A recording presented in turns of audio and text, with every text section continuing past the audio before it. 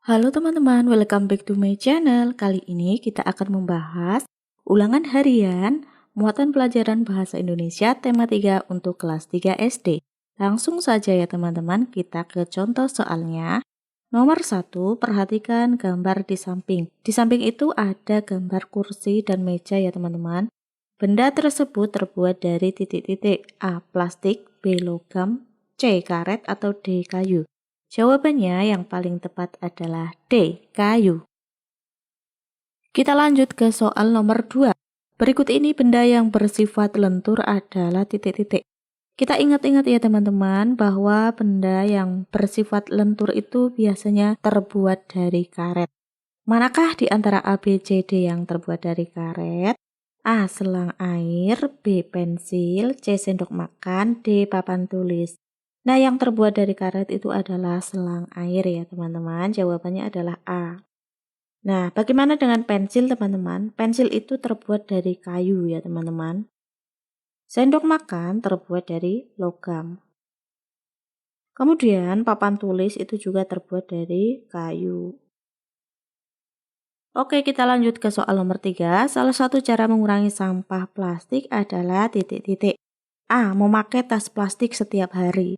Kalau memakai tas plastik setiap hari berarti kita menambah sampah plastik setiap hari ya. B. Membeli air mineral di kantin setiap hari. Gelas air mineral atau botol air mineral itu terbuat dari plastik dan setelah itu dibuang. Maka kalau kita membeli air mineral di kantin setiap hari, kita setiap hari sudah menambah sampah plastik. C. Membawa tas belanja sendiri, sehingga kita bisa mengurangi plastik yang digunakan untuk mengemas makanan yang kita beli atau membungkus makanan atau barang yang kita beli, seperti itu ya teman-teman. Atau D. Membakar sampah plastik yang menggunung. Perbuatan ini tidak diperkenankan ya teman-teman karena bisa mencemari udara di sekitar. Jadi jawaban yang paling tepat adalah C. Membawa tas belanja sendiri. Lanjut kita ke soal nomor 4. Benda gas dapat dirasakan jika titik-titik. A. Dimasukkan ke dalam wadah. Ini membuktikan kalau benda gas mempunyai volume atau menempati ruang itu ya. B. Bergerak. Ini berarti benda gas. Contohnya udara bergerak yaitu angin yang biasanya menerpa kita, bisa kita rasakan. Kemudian C. Disentuh. Nah, benda gas itu tidak bisa disentuh ya teman-teman. D. Diam. Kalau diam, tidak bergerak, maka kita tidak bisa merasakannya. Jadi jawaban yang paling tepat adalah B. Bergerak. Lanjut, kita ke soal nomor 5. Perhatikan gambar di samping. Nah, gambar tersebut adalah gambar sebuah botol ya, yang berisi suatu cairan. Nah, botol tersebut berisi benda titik-titik. A. Cair, B. Padat, C. Gas, atau D. Angin.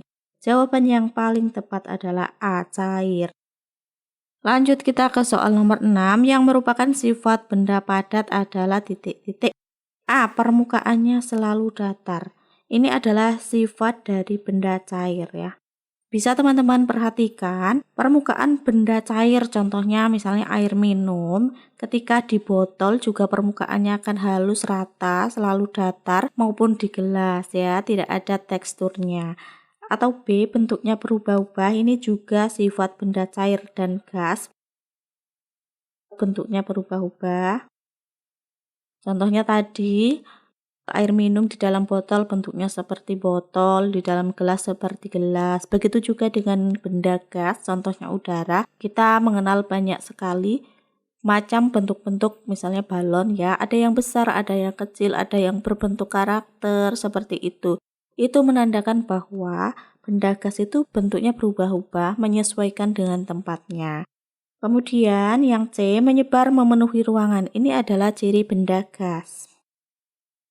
Nah, yang D, bentuknya tetap. Itu adalah ciri dari benda padat. Contohnya pensil yang kita masukkan ke dalam tas, kita taruh di kotak pensil, kita taruh di atas meja, itu pasti bentuknya sama. Selama kita tidak melakukan suatu perlakuan tertentu ya. Baik teman-teman, jadi jawaban yang paling tepat untuk soal nomor 6 adalah D. Kita lanjut, soal nomor 7, perhatikan gambar di samping itu ada jemuran baju ya teman-teman. Baju yang basah mengering karena air titik-titik. A. Mengembun, B. Menguap, C. Menyublim, D. Mencair. Nah, jawaban yang paling tepat adalah B ya teman-teman, menguap. Dari air menjadi uap. Kita lanjut ke soal nomor 8. Menyublim merupakan perubahan wujud benda titik-titik menjadi titik-titik. A. Padat menjadi gas. Ya, ini menyublim ya. B. Cair menjadi gas. Ini namanya menguap. Yang C. Kalau gas menjadi cair itu namanya mengembun. Kalau yang D. Cair menjadi padat itu namanya membeku. Nah, jadi jawabannya adalah A, dari padat menjadi gas. Kita lanjut ke soal nomor 9, yang menyebabkan perubahan wujud suatu benda adalah titik-titik. A. Perubahan massa, B. Perubahan volume, C. Perubahan suhu, D. Perubahan jumlah. Kita ingat-ingat ya teman-teman, misalnya ketika kita mengeluarkan es batu dari freezer keluar ke suhu ruangan biasa. Nah, dari freezer itu suhunya itu dingin, suhunya rendah. Ketika kita keluarkan es batu itu lama-lama akan mencair. Karena apa? Karena suhu ruangan lebih tinggi daripada di dalam freezer. Jadi, perubahan wujud suatu benda itu terjadi karena perubahan suhu ya teman-teman. Jadi jawabannya adalah yang C. Kita lanjut nomor 10. Saat Budina membuat gulali, adonan gula yang cair setelah dimasak berubah menjadi padat. Perubahan wujud ini dinamakan titik-titik. Nah, di sini ada kata kuncinya, cair menjadi padat. Itu adalah peristiwa A. Memadat, B. Mengeras, C. Mengendap, atau D. Membeku. Jawaban yang paling tepat adalah D. Membeku. Demikian dulu ya teman-teman, semoga bermanfaat. Jangan lupa klik like, share, and subscribe. Terima kasih.